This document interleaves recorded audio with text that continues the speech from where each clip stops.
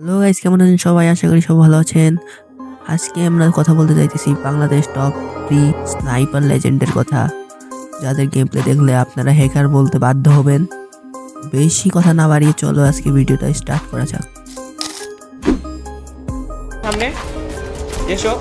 ভাই কারে কি গুলি করতেছিলাম আমি বুঝলাম না। ওরে ভাই কি করতেছে শাইকে? কয়টা ছিল? দুইটাই? আরেকটা বাম পাশ দিয়ে।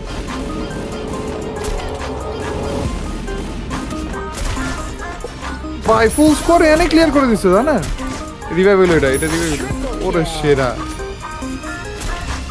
আমি আসলে মরেছিলাম শাইকের গেম।